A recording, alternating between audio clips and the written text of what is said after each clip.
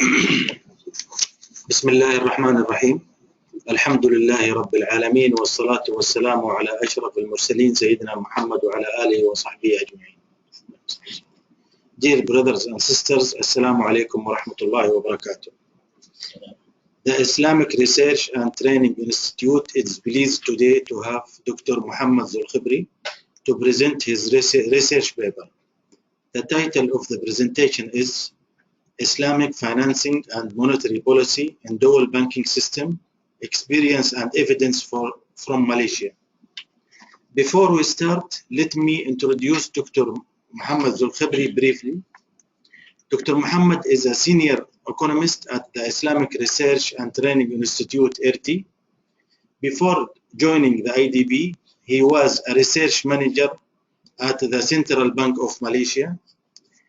He lectured at University Putra, Malaysia, and the University of Nottingham, United Kingdom. He got his PhD in economics from University of Nottingham, United Kingdom. Dr. Muhammad will present for 30 minutes.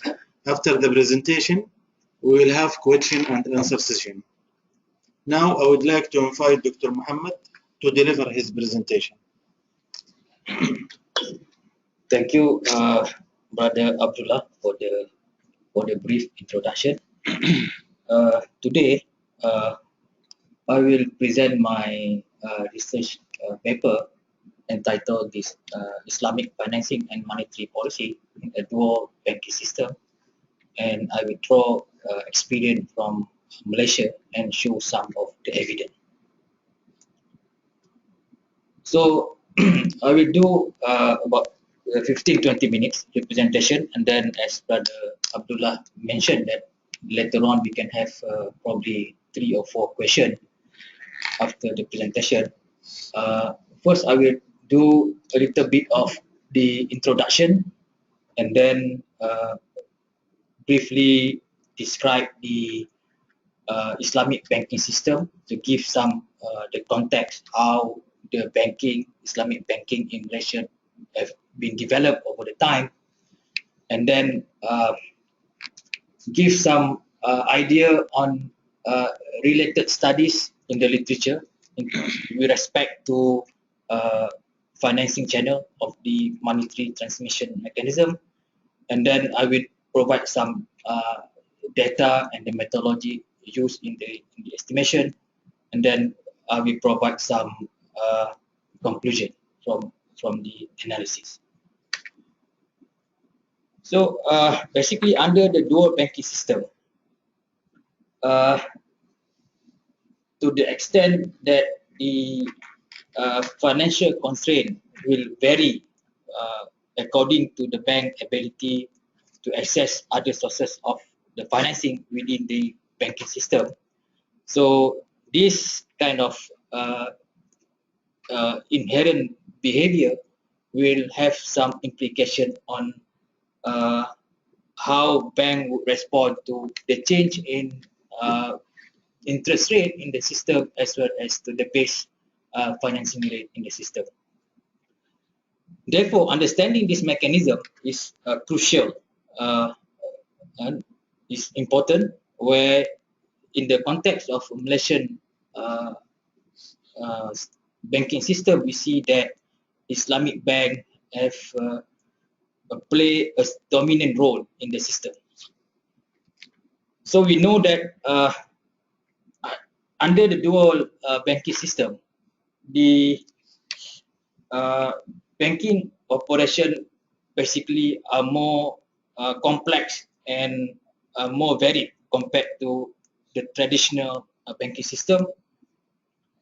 For example, in terms of in the Islamic banking system, you have the profit sharing activities which are not in the traditional banking system, and then how the bank evaluate in terms of the credit worthiness of the borrowers may not be the same as the way the traditional banking system evaluate. And then in terms of the term structure of rate of return, so between these two systems, if you see in the normal banking system, the term structure for the banking is very clear. But for the Islamic banking system, there are some degree of complication where we do not understand how the term structure of the rate of return behave. And then we can see that some of the argument on the Islamic financial system is that Islamic financial system have a very huge potential. As an alternative to the traditional banking system, however, there are some studies and scholars who argue that the way the Islamic banking operate may have resembled the way the traditional banking system operate. So given this whole motivation and some introduction, this paper basically examine the determinant of Islamic financing and the cross-sectional differences in the way that Islamic bank would respond to financing rate across bank-specific characteristics. So this is the whole focus of the paper.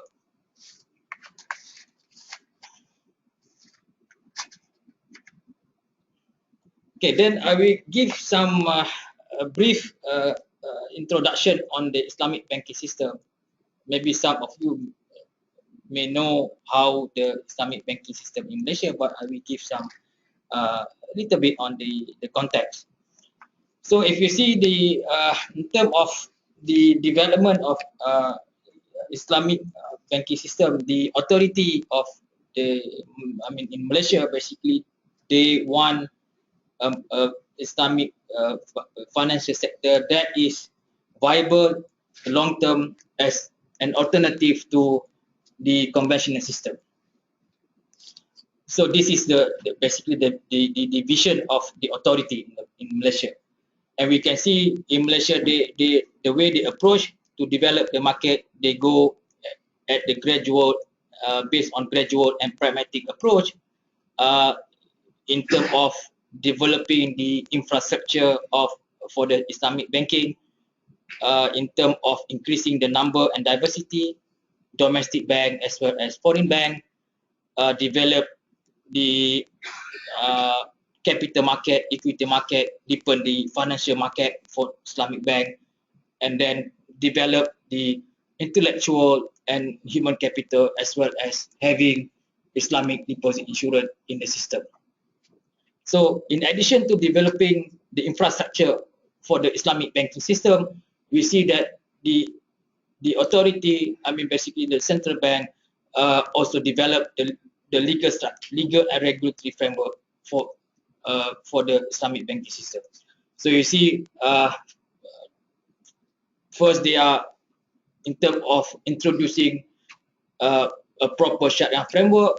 They have effective legal structure, enhancing the risk management for the Islamic bank, and then as well as being among the pioneers or founding member for most of the international infrastructure institution for Islamic bank.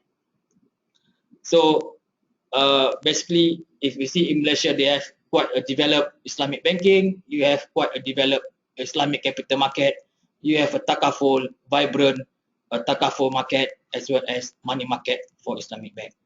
And the whole process basically is to ensure that the environment for sustainability of the whole Islamic financial system. So you have the bond market, you have Islamic money market, you have equity market. And then we can see in terms of the development, that was a very rapid development. The first bank in Islamic bank was started in 1983. This when the authority enacted the Islamic Banking Act and Takaful Act. So this is the first milestone where the country give a room for Islamic banking system to operate. And then you can see from in 1983, there's the government at the same time issued these, I mean the first, they call it the first bond in the market. So this would be among the first in the modern Islamic banking, I mean Islamic finance. This is the first bond that was introduced in the market. And innovation keep on going in Malaysia in terms of you see the milestone in 1993. We see that the establishment of Security Commission to develop the capital market together with to incorporate the Islamic part of the instrument. And then in 1994 we see that there's a introduction to interbank acceptance for the interbank money market player. And then we go on to 2001, the centralized kind of Sharia Advisory Council was formed to standardize the Sharia principle. And then you can see in 2001, there are again another new instrument introduced in the market. And then in 2002, one of the corporate sector in Malaysia issued the first global corporate Islamic bond. And then the government of Malaysia also issued the first global sovereign sukuk based on ijarah. So this go on until we can see in 2013 there's another milestone where the authority introduced a new Islamic Financial Services Act in order to bring forward the whole sector to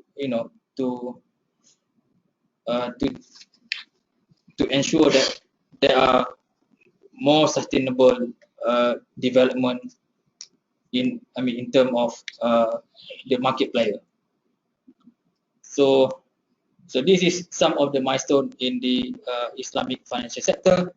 And then if we go in terms of the Islamic money market, basically the way they operate the Islamic money market in Malaysia, they are coexist between the traditional and the Islamic banking.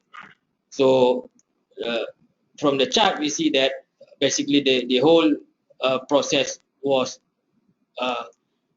conducted by the Bank Negara Malaysia. They use the overnight money policy rate as their instrument, and then this instrument will fit into these two dual systems. So first the interest rate. So this interest rate basically the money market rate, the base lending rate, the CLIBOR deposit rate, and the bond.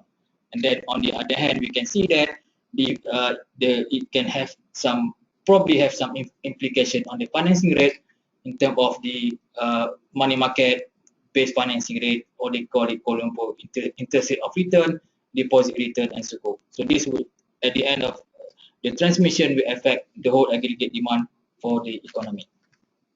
So this way of operating money market, basically they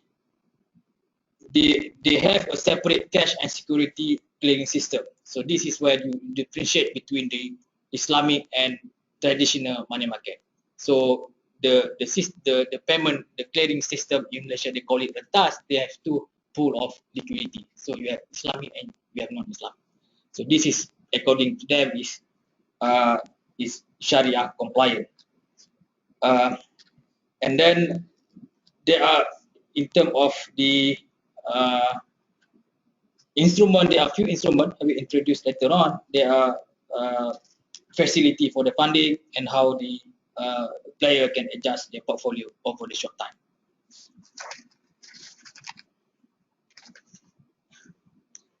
And then we can see from the in terms of the retail, we can see that in terms of the Islamic rate of return and the conventional interest rate, there are some, although they move together in tandem, however, there are some divergent, especially on the average rate, because the way, I mean, you're taking the average for the whole bank, the way they compute the average rate, lending rate or average rate of return, they take the whole bank and they take average. So you can see maybe some bank underpricing, maybe some bank overpricing. So you can see there's a divergence between these two. And then if you see on the lower chart that the base rate are more like close together. So this is the rate where the bank will charge, I mean, based on whatever the cost of fund for them in order to price for their product in the market. So this computation of base lending rate basically was done. Basically the old framework was started in I think 1983, and then they keep on changing until 1998, when they changed from basically the 3-month interbank to intervention rate. So this is due to the issue of stickiness of the change from policy rate to the market rate. So the bank have changed in order to make the monetary policy of the bank to be more effective. They change to using the interest intervention rate.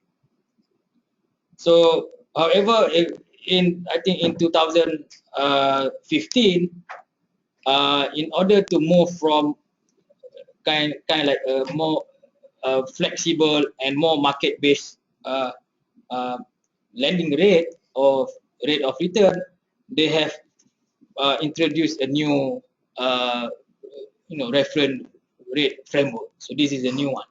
So basically, bank can decide how they price their product based on their cost of fund and their cost of operation, rather than there are certain ceiling, like in the case of the previous version, they have like 2.5. I mean, from 4 they reduce to 2.5%. So that's the margin that the bank can charge. So in the new framework, they give more flexibility to the market player to price their own pricing for the product. And then we can see from the next slide, in terms of the Islamic interbank rate of return, the way they behave basically follow closely in the change of the traditional money market interest rate. So theoretically, if given the cost of large proportion of the existing Islamic finance is not directly linked to the changes in the cost of fund. So basically the changes in monetary policy may only have a limited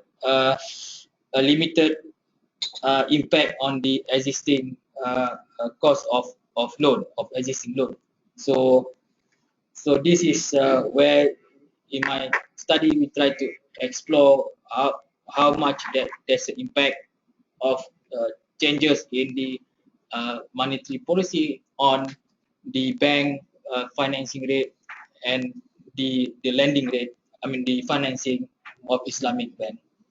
So there are, I mean the system basically the same. They have the operational target for managing the liquidity, and then they have the standing facility. So this is similar to the conventional, traditional money market operation. And then in the next slide, what we can see is that within the context of Islamic money market instrument, you can see they are increasing diversity and sophistication. So, for example, in we take 2006, we compare to 2013 and 2014, we can see there are few type of instrument in 2006. In terms of the liquidity is just about 200 billion, and then we fast forward in 2013, 2014, we can see uh, liquidity increasing, numbers of uh, instrument as well increase. So from now in 2013 it's about 336 billion. In 2014 it's about 270 billion. So the reduction between 2013 2014 is just because the capital flows, where is for the past years you can see there are degree of volatility in the forex market. So we can see there are some reduction in the total liquidity in the money market. And then the government, we can see that the government still continue to play a dominant role in supporting the market development. For example, I think this is in 2005, 2002 or 2005, government introduced the government investment issue. So this new instrument basically to deepen the money market for the Islamic banking, and the outstanding amount of the GII have been increasing more than 200% since the introduction. And then we can see that the instrument was actively traded in the secondary market, and then they have a variation of tenure. You can the instrument, they have 3 to about 15 years of tenure. You have 3 years, 5 years, 7 years, 10 years, and 15 years. So this is basically help the Islamic banking basically to manage their surplus liquidity in the bank and invest in the money market.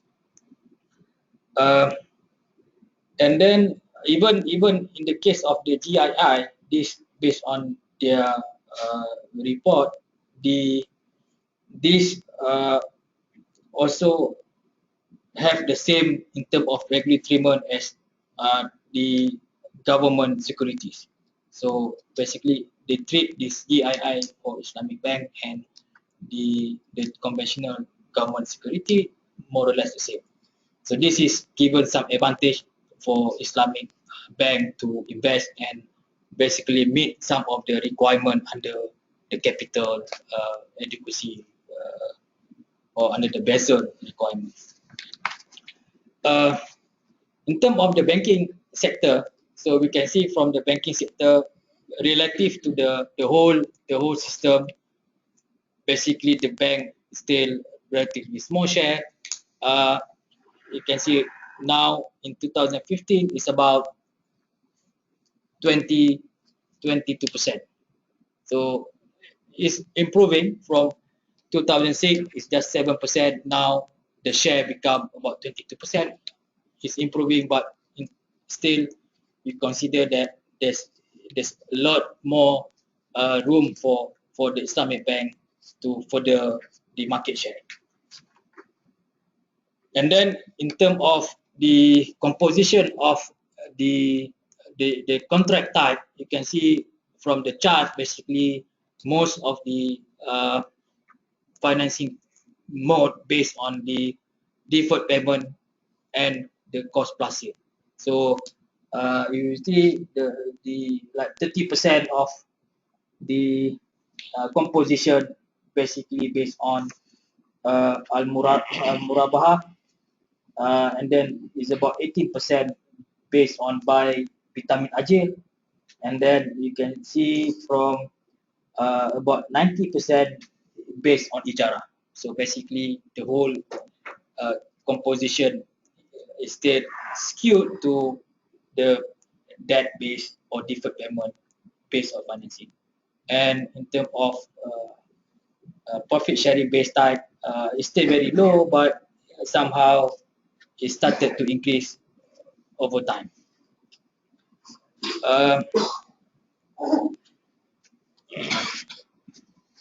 And then I give some review on the on the study itself. So previously, there's a context of Malaysian development of the Islamic finance sector. Now I move to the study itself. So in the literature, we can see that study on the channel, lending channel, or we call it transmission channel, they are huge in the traditional, based on traditional banking system. So for example, we can see Gilchrist and Zakrajat, Kashap and Stein, Favreau, they study on how the distributional effect of monetary policy on the bank credit. And then they are also studied by Dihan, Gambakorta, Prisimis, Kaufman, Ehrman, Hernando Martinez. They study basically the same thing, the distributional effect of financing channel or lending channel based on developed economy. And then there are some studies by few of the researcher of us, Glaudino, Gomez, Gross, Turikala, Motosek, Sarantis, show the evidence of lending channel behavior in developing economies. However, when I undertake this analysis, basically none of the study was done for Malaysia in the context especially for the Islamic bank. For this traditional banking channel, there are few studies that have done in the context of Malaysia.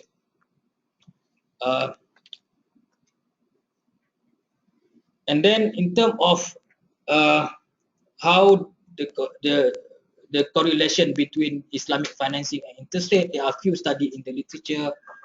For example, Chong and Liu, they examine this retail Islamic deposit and the conventional interest rate. And then you can see study by Kasri, Kasim, and then also my study with my colleague in Malaysia, Fazlan, in terms of the behavior of the banking system, whether they are monopolistic competition, whether they are, oligopolistic, whatever. And then there are study, for example, Chavik and Sharap, I think this is the IMF paper, study on the bank deposit rate as opposed to the profit loss sharing rate return, whether they are co-integrated or not between these two. And then there are also study by Beck in 2010 between these two, Islamic financing and interest rate, that show in terms of the behavior, there are very few in terms of their business orientation, in terms of their efficiency, asset quality, and stability. So very few differences between these two type of model, banking model. And then, for example, Harun also studied on the deposit rate behavior and found that there are somehow positive relationship between these two Islamic bank and conventional bank. So this study basically based on the banking set obtained from the bank scope database. So bank scope basically they have the whole data for the world. They have Islamic as well, the non-Islamic bank. And then in the case of this paper, that the paper based on the data from 2006 to 2012 for all Islamic bank operating in Malaysia. And then we use the macroeconomic variable such as the consumer prices, GDP, base financing rate, monetary policy rate. These are all from the central bank, and then there are about 17 Islamic banking institutions used in this estimation. And then there are some description of the sample. So if we see in terms of the variable, in terms of the financing and the asset, you can see there are some variation. This is in terms of the log form. So you see that the mean and max is about 7 to 16. So basically you have a good degree of variation between among the bank in terms of their degree of financing. And then we can see from the asset may not be very big, but there are some degree of variation, and so on and so on. So this is the I mean we have some a good sample of variation to undertake the whole exercise. So in terms of the empirical strategy to analyze how the behavior of the financing behavior of the bank, what we did is that we use a panel estimation. We combine these two, the time series and the cross-section observation, in order to get more informative data from the whole sample, more variability, and then try to reduce the collinearity among the variables. So increasing the degree of freedom. And then given the sample set, we use the OLS method for estimation, and then we add to the estimation using the fixed effect model as well as the random effect model to see how robust is the estimation result. And then the choice of bank specific characteristic from the model, you can see we have based on the literature, we take three major indicators. First is the size of the bank, the liquidity, and then the capital of the bank. So this is the three main characteristics we included in the model. And then in order to see the impact of base financing rate via the bank characteristic, we interact this the base financing rate with all the bank characteristic variable. And then for to see the impact between the money market rate, policy rate to the base financing rate. So we interact these two with the interest rate, the monetary policy rate. And then these three measures, the liquidity, size, and capitalization. So basically the whole assumption is that the small, less liquid, fully capitalized may react more strongly to changes in the base financing. This is the basic assumption of the model.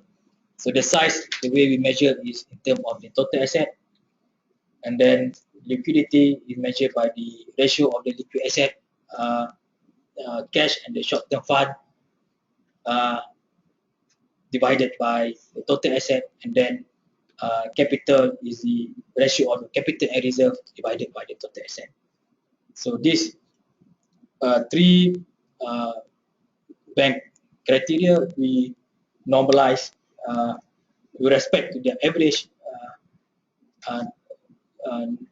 average across all the banks. So basically we try to reduce the impact of the trend of the variable in the sample. So the result basically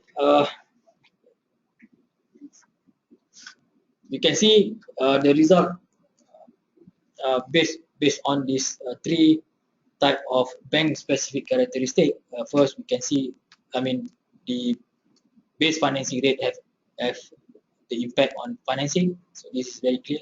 so it's negatively related.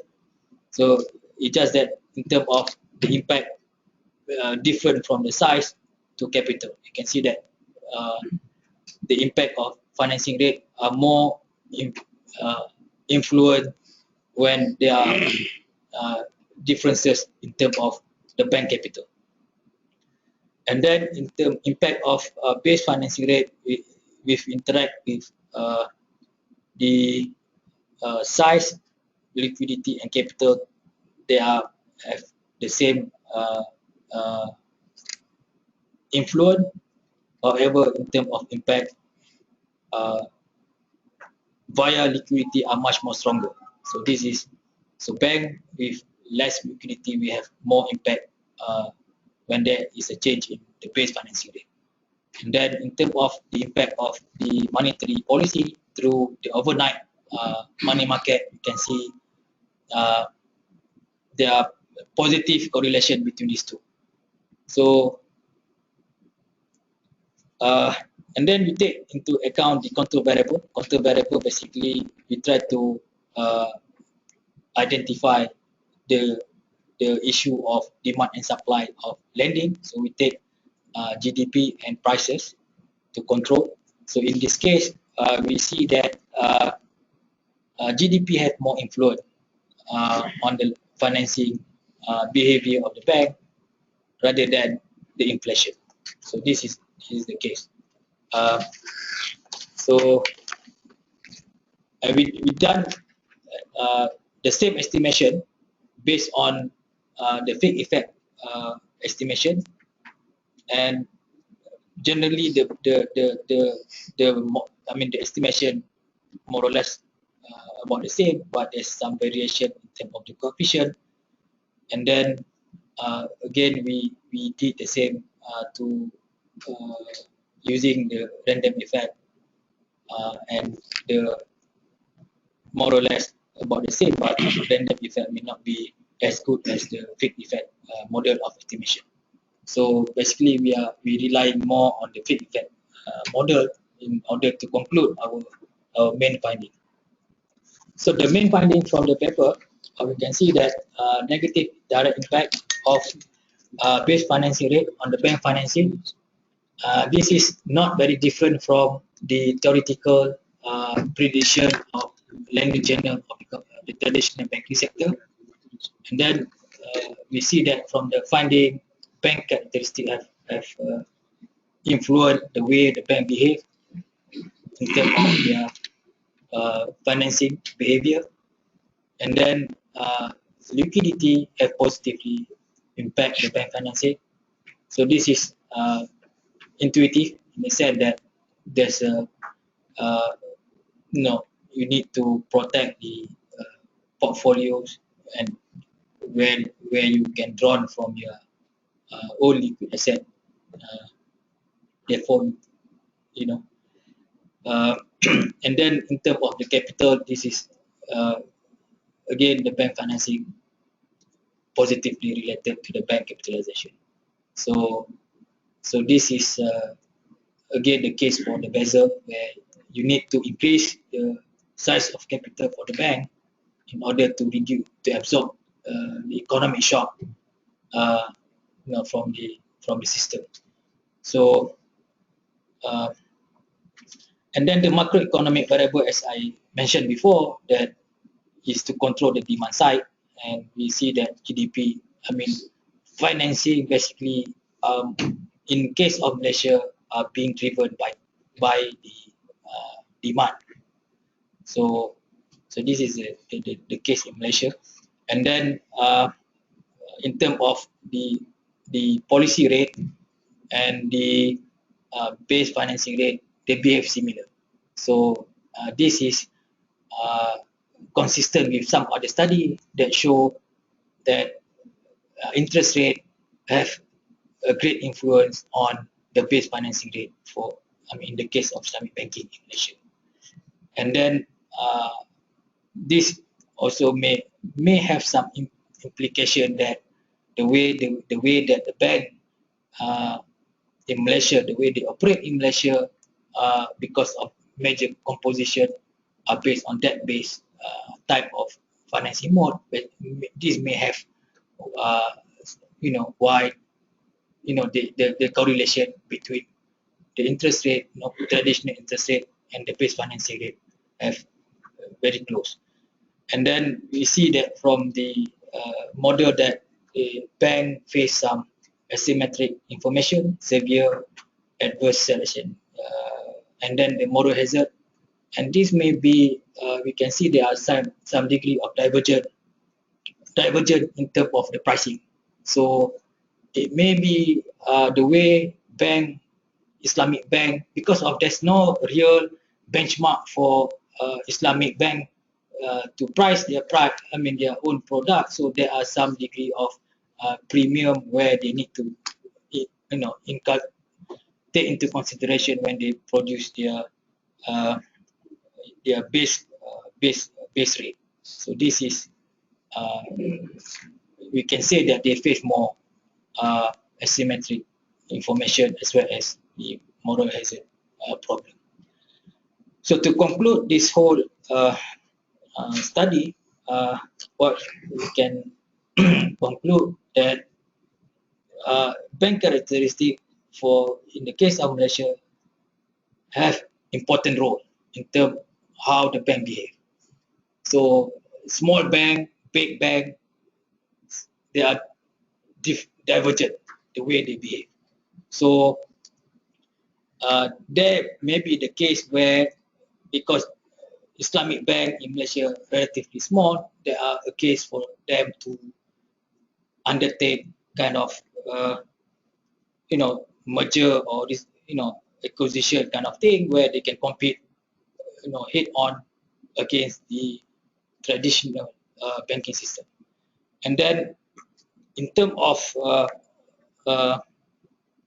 the financing rate, so this is also the same, that interest rate have significant influence, and we can see from the context of the Malaysian money market, the way they operate. Basically, you can see, despite they have the two kind of system, but they basically closely interact each other. So this is where this is important in the sense that the central bank can have a more effective way of managing liquidity and also influence the real sector. If you have totally different set of behavior, then may the monetary policy will not be effective. And then the last thought, although I would say it is very challenging for the Islamic banking to change the way they behave, because the way the Islamic bank was structured, basically they follow in the way the intermediation of as again more or less the same. So there may be the case where if the Islamic bank, move away from introducing or innovating debt-based instrument and use the markup-based model, that is maybe a good idea for, especially in Malaysia where the playing field are better. They can go toward more equity-based financing.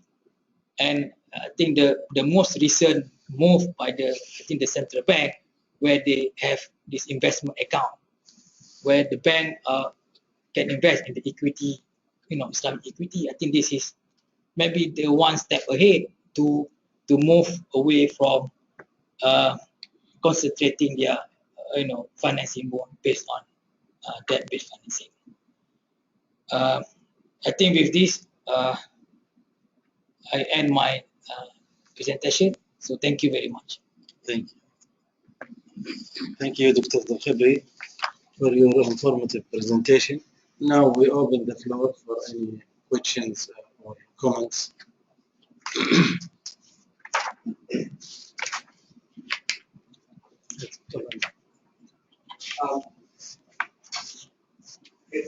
if we add the variable of foreign ownership of Islamic banks in Malaysia, how would that turn out? And what happens if you put in data 2013 and 2014? How will that impact? I would not say there's many impact, because in terms of the bank would remain the same, number of bank would remain the same, but even in the sample, the foreign bank was because this is a standalone bank, a fully fledged bank. So we expect even there may be some variation in terms of the foreign bank behave, because they are not, fully in terms of the operation, not fully in Malaysia. But I would expect there are some, degree of competition between these two. So in terms of the impact, even if you include, will not be, unless you have very big foreign bank that operate in Malaysia compared to domestic bank, I think that may have impact on the finding. So, but in the case of Malaysia, very few. I think, I don't know, 5, 4, 3. Yeah. It's about 3, 4 foreign. I mean, full-fledged bank that operate about 3, 4. So I don't think that any changes to the finding. And now with the 2013, 2014, the data is up to 2012. Yeah, it doesn't tell. Yeah, you can do, include the point, but I will not see any big difference, because the number of bank would remain the same. You have about 16, 17 bank in the sample. So unless they are, increase in variation, then you can see change in the finding. But at this stage, I will not see any major differences. ناخذ الدكتور اول شيء دكتور بعدين تفضل يا دكتور. Assalamu alaikum. Thank you very much for the presentation. My first question is, you used the auditor squares to model. In your data, you didn't know any collinearity between the factors that you are using. Yeah, that's one of the reasons why we need to use the panel. So you didn't find any collinearity between the factors? There are some minimum, but we try some other methodology, for example like JMM, but it doesn't make any difference. Okay, the second question is, between the GDP and the factor and the interest rate, you found some correlation? Negative? Do you remember it was negative, positive? Correlation? Between the GDP and the interest rate. You remember it was positive, negative? I think that I can't remember, but if you see the correlation, in the paper they have a correlation matrix where you can see all the. So you have the value if it was. Yeah, we have the whole value, but here I do not put because for the sake of. No, just if you remember, just for I'm asking for your help. I think probably negative. It was negative. Right? I think so. But I need to refer. Thank you very much. But you can see the whole variables matrix between all this. The use in the estimation or the correlation metric. You find that there was some that the GDP is negative and we are borrowing on interest rate and the correlation is negative, like from an academic side, from the professional side. You get that point? Yeah, it should be positive. But I mean the correlation between the GDP and the interest rate. Yeah,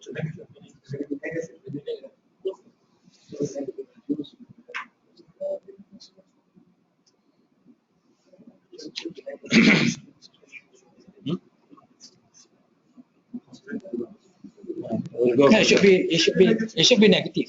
This is, theoretically it should be negative. Because you increase when you increase interest rate, basically you contract the monetary policy contraction. So you reduce liquidity in the market. Therefore, the bank ability to borrow, lend will become reduced. Therefore, And which proxy you used for the interest rate? It was LIBOR. no, this was the overnight rate, and then the base financing rate. Thank you, Doctor. Dr. Fadl. Thank you very much. Basically, this is about the dual system in Malaysia, Islamic and conventional banking system. And everybody was interested to know how much efficient is this kind of system. But maybe through your study and presentation, you could have a kind of answer.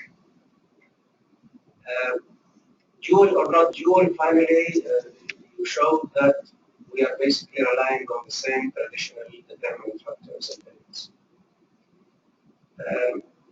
How do you see this would become more efficient in Malaysia? Since now, as it is practiced, probably the government is no doubt offering a lot of support and even quantitative interventions sometimes, and offering this dual system with separate regulatory environment and stuff.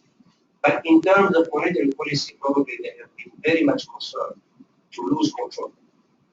And that's the reason why, or that's the reason behind them as financial authorities and Bank Negara especially, starting by the same overnight base rate applicable for both. And this is the issue I would like to ask you about. Since doing so, we end up having very similar behavior. Basically, the three determining factors you are talking about, whether size or liquidity or capitalization, are the same for Islamic banks or any convention. We do not see any particular factor advocated for the Islamic banking system. You touched base on it, and I would like to ask your opinion about two other factors. Maybe with simulation it may give a different result.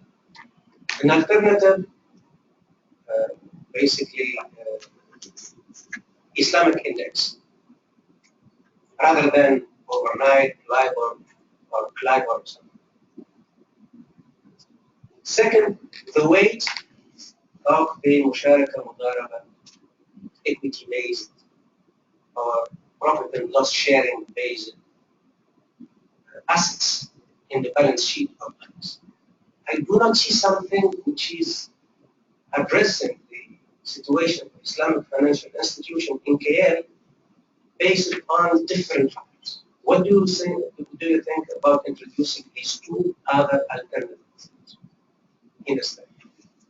At least from your gut feeling, will this really result in a different conclusion? Because honestly, the same conclusion would be on a conventional system, which is different from the sentiment or the expectation that we had from the beginning. Oh, since we have a dual system functioning very efficiently in Malaysia, we should expect different results. Finally, the same weightage, the same issues, the same challenges, size, capitalization, and of course, I join the other question that the three elements here, although they are in any rate in the report of any financial institution, but they are correlated. Capital, liquidity, and size are basically correlated. If one is big, the others will follow, and you will start with the capital basically. But this is a side. Thank you. Yeah, I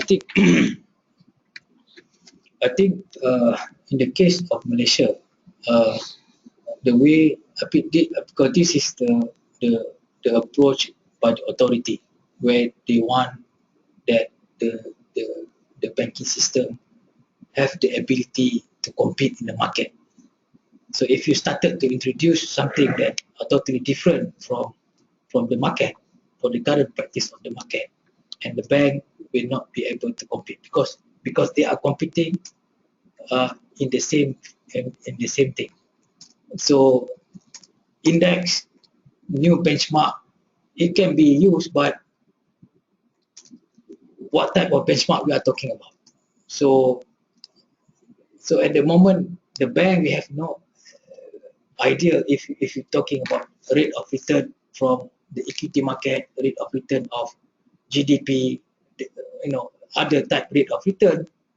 It's not just you confuse the market, but even you confuse the player, the banking player. So I think this is the first stage where they develop the system, they strengthen the system, and the player become capable, and gradually you can see there are new things introduced to the market. So that's why I think few months ago they are introducing the investment account where the bank can started to invest. So this is a new, platform where you can move from purely debt based to the musyarakah or whatever. So if this is become bigger, for example, but now if you see 70%, 75% of the composition just based on debt based, so the different in terms of the impact may not be very much different. So unless we can have a good set of data or set of sample where we can model this kind of thing, I think they maybe we can get a different type of finding. But at this stage, based on the sample, the behavior, the contact, this is where we conclude our finding. There's not very much different from the way. This is a dual system, but not very much different from the traditional banking system. Dr. Abdul Ghaffar, the floor for you. Thank you very much. I'm also one suggestion. Yeah. So your finding shows that there is a negative relationship between DFR and also financing, and negative positive relationship between capital and financing, bank financing. Yeah, so in this perspective, it shows that monetary policy from through this DFR and also the regulation policy through the capital, it shows that they are competing each other. So how do you coordinate these two? On one hand, you have positive, and then on one hand, you have the negative. Yes. And second one is my suggestion, because probably you can add additional descriptive statistic rather than we rely on this mean and also standard deviation. You probably come up with the what is your testing based on fixed and also random. So at least you can have this kurtosis and also the skewness to show that the data have some degree of numericity before you can test for what is this fixed as also random effect. Thank you. Thank you very much. I have one comment and one question. My first comment is regarding this. Why we see the data regarding the monetary policy, etc. I was expecting to see different tools that the central bank has to influence the money in the economy and to use its monetary policy. But I didn't see this discussion of different tools and how they have been modified over time. Why the Islamic banking is developing in Malaysia. The only aspect that I have seen is the impact of interest rates in the conventional banking system on the Islamic banking system. But here again, I think the impact is straightforward, because if you compare the Islamic banking system with the conventional one, the is very different. And there is the evidence shows that in Malaysia and in other countries also, conventional banks have access to the products of the Islamic banking system. However, the other way around is not possible. So that's why the impact is coming from the conventional banking on the Islamic banking system. That's why the interest rate still will be the main tool in the hand of the central bank to influence its monetary policies. So I think this aspect should be highlighted in the discussion. My question is regarding the estimation that you made in your paper. So you said that you have used panel data analysis. Yeah. For example, if for 1 year you have different banks, I don't know how many banks you have. So for 1 year we have, let's say, 60 banks, and for this particular year we have only one GDP. So how you are using the GDP?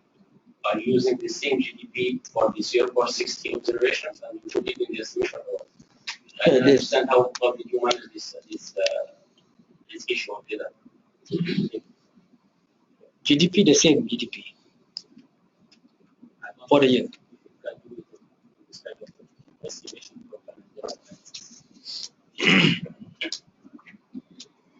For sure, you have already created a metric. The metric is one bank, and then it's the GDP, and then the other bank is the GDP. So this is the same GDP for every bank. I don't think that you can capture the impact of GDP on every members. If you use the same observation for 60, yeah. Yeah, but I think this is the best. Yeah, because that's the So far, that's the best proxy you can. I mean, this is a control variable for the demand side. So given the data you can have, you basically because you can capture the variation over time, but the variation over the annual years. Yeah, you cannot capture. You cannot capture. Yeah. But you have about 10 years of variation. So I think I don't know. I think this is sufficient. And then for the first question, again, if you look at this.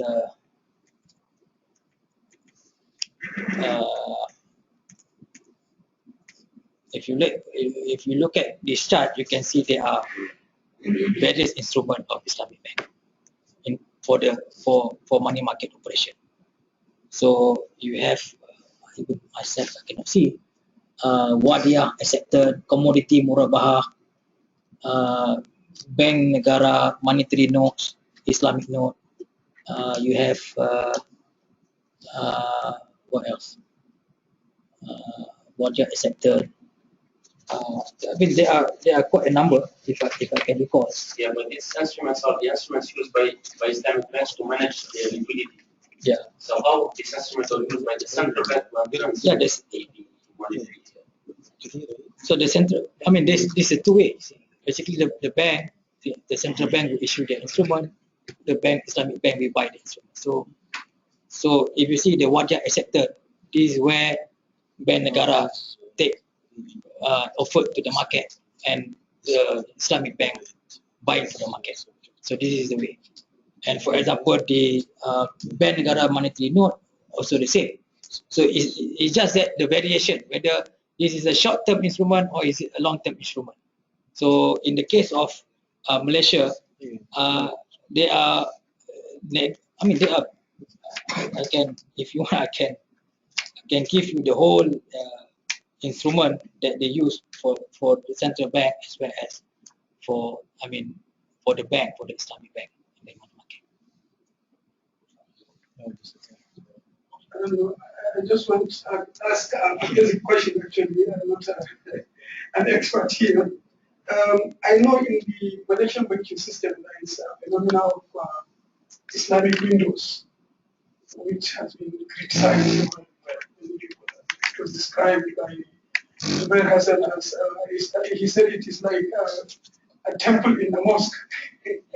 So, but from the data point, I just want clarification. How do you take care of the Islamic windows? And do you treat the data for the whole bank, the conventional side and the Islamic side as one, or you have separate data, separate information for each? So this is all the full-fledged bank. Huh? A full-fledged bank. Full-fledged meaning a standalone bank. Or only you take and into then account only the full-fledged Islamic banks and conventional banks. What I'm saying is that, for example, you are talking of three elements, capital size and and liquidity. Yeah. And from all aspects, the Islamic windows also they have this element. So if you don't take them into consideration, it means probably you are underestimating the whole thing. Yeah, but in the case of Malaysia, window has been phased out. Or windows are windows out. Or only Islamic and non-Islamic. I can respond on that one. The window kind of things, because I was from central bank as well. I think for this window, I think the size is quite small. Even though we still allow that window, for example, like the city bank still have a window, right? And in terms of number, only few banks left. Because most of the banks has migrated to the full-fledged Islamic subsidiary, means that they must have their own full capital, they must have their own full management, all those things, like a full-fledged bank within their whole banking group. So basically, it's just like a different entity as compared to the conventional. But Islamic window is still there, but in terms of the number, in terms of the size, it's different. Okay. Now we'll take this question from the webinar, and we'll go back to the normal questions. Okay. There is one question in the webinar. How does the BNM decided the rate? If it's subjectively determining the rate of the rate based on the consensus of labor. If so, does it survey the rate over the conventional and Islamic banks as well? You get the question. How does Bank Negara decide the rate? How can Bank Negara decide the rate? How they decide the rate? The Bank Negara. You can answer.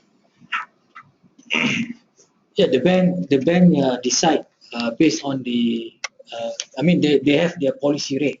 For example, what is the policy rate? So the policy rate is based on the overnight rate. So if they decide to increase the policy rate from 2% to 2.5%, so then they need to influence the money market operation. That in the market, basically, the rate is about 2.5%. So this overnight policy rate will have the impact on the actual money market rate in the system, and this overnight money market rate will be used by the bank to compute in terms of their cost of fund. So they have their own computation, how they compute. I mean, if you use, I mean, in the case of the previous system, they use intervention rate, the rate set by the central bank, and they divided by the statutory reserve, and then they have the cap about 2.25%. So this is where the bank can compute their financing rate. Okay, thank you, bro. Brother Yusuf,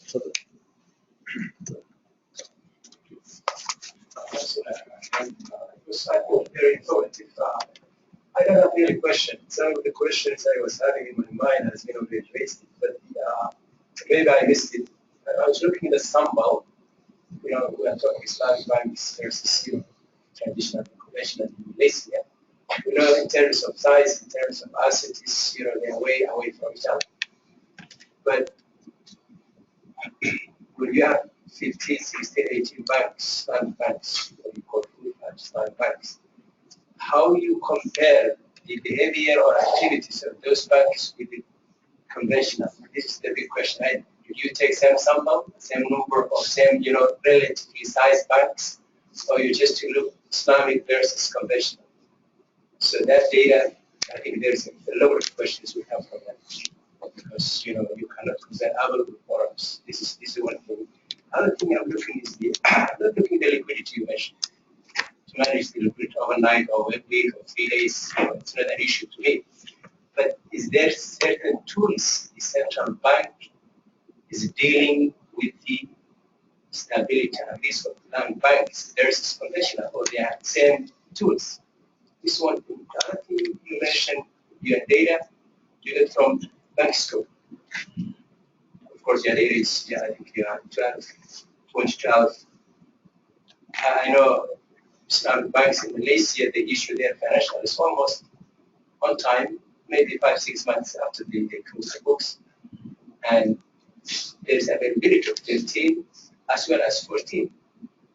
Yeah. Is this media study was going on for a long time, or you don't have access to that information at that time, or there is some other limitations why you could not use recent available data? Thank you very much. Yeah. For the data, there will be a new data coming up, maybe 2014, probably 2014. So because the work that I done was based on like a year ago, so at the point of time I don't have that luxury to have the new data.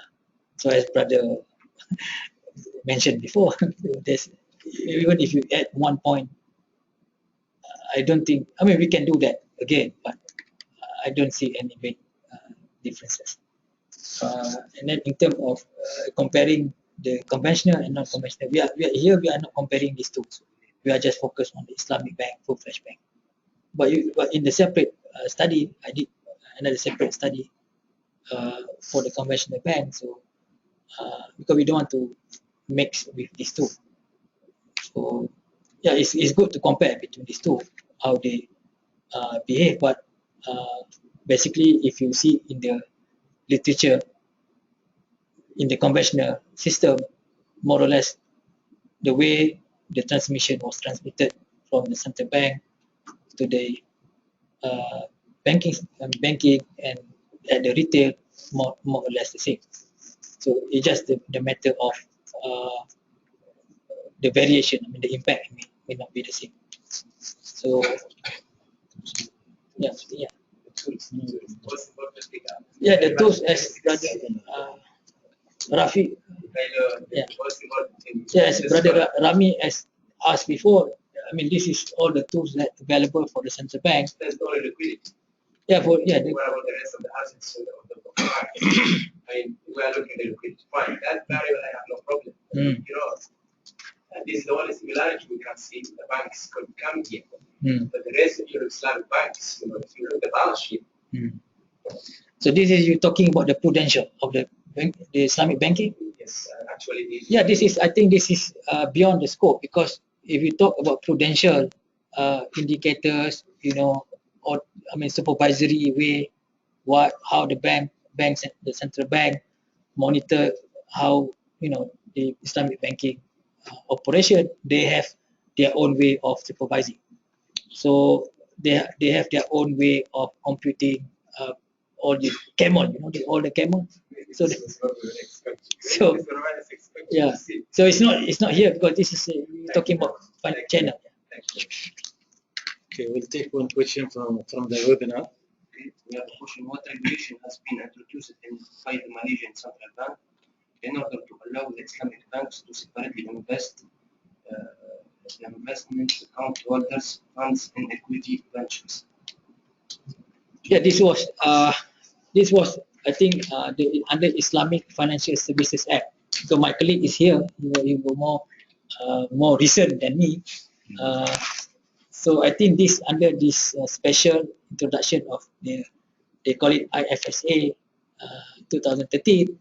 So the bank now allow the depositors account, the wadiah account, instead of managed by the bank freely without any specific way of investing. Now the holder can choose you know, for purely invest where they want to invest. So they have the option to do that. Okay, another question. Do you think that by coming up with our own Islamic benchmark for the debt-based product, or it is better to shift more to equity-based products? Yeah, if you want to move the bank, I mean the Islamic bank toward the ideal type of Islamic banking, I think we should move gradually from the debt based to equity based. But the issue, if you see, because the banking, Islamic banking, was started based on the intermediation of capital. So the way the Islamic bank tend to behave more or less the same as the commercial bank. So I mean, because commercial bank is commercial bank, unless you move, because people expect that Islamic bank should behave more like investment bank rather than commercial bank, but the way the structure is still based on the concept of the financial intermediation, except the way the contract was based. So if you move, try to move from debt based to equity based, I think this is where you can maybe this is just a production kind of prediction, where you can have more profit and loss sharing, and there may be more impact in terms of in the real sector. You know, I think that may be the case. دكتور تمسير تفضل.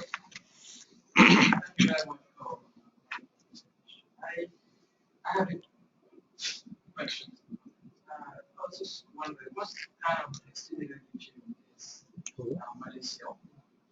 And then my second question is, what is Malaysia inflation targeted at the moment? And looking at your analysis, it looks like the policy rate is giving the right signal to the monetary policy mechanism. So, how deep is the interbank market? Is the conventional banks lending to conventional banks, or conventional banks who lend to Islamic banks and vice versa? And I also have another question on, you mentioned that there was an outflow 30, yes, yeah. You said there was an outflow.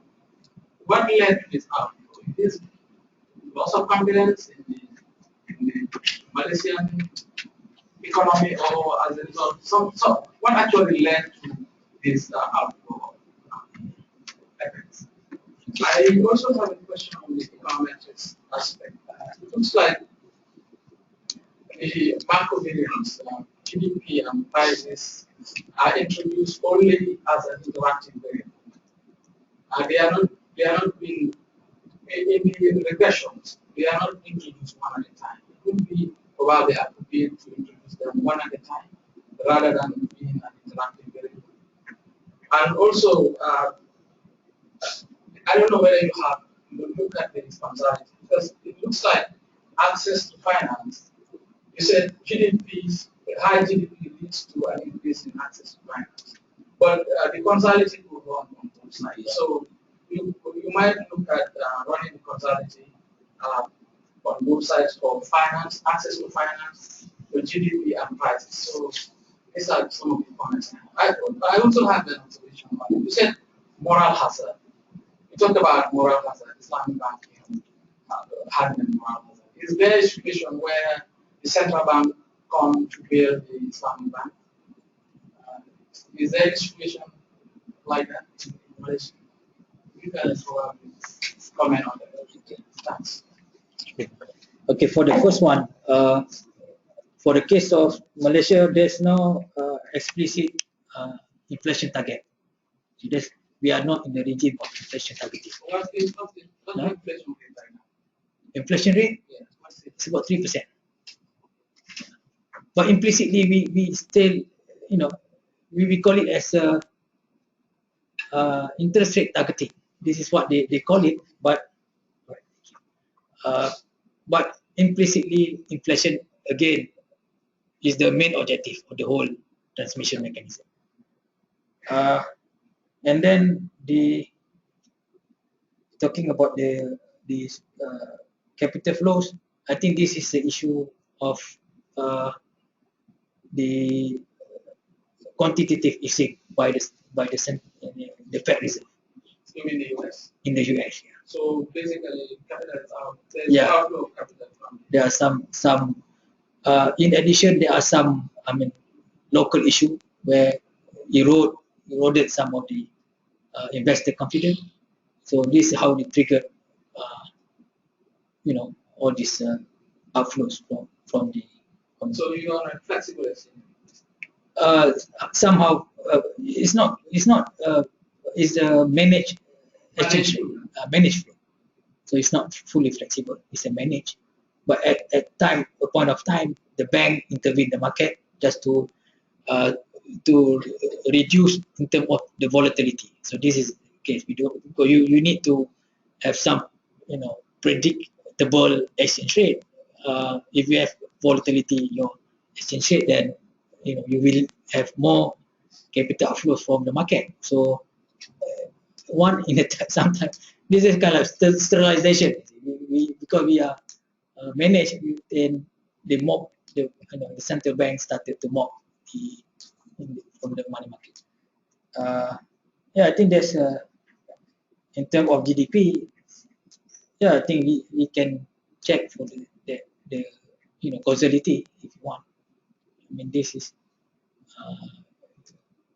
from the estimation. I think that's it. I would like to thank you all for your attendance and support. Inshallah, I hope to see you again on our next seminar. Dr. Abdulkafi, you have last one? Comments? Yeah, inshallah, we will send it to you. Inshallah. Okay. Assalamu alaikum wa rahmatullahi wa barakatuh.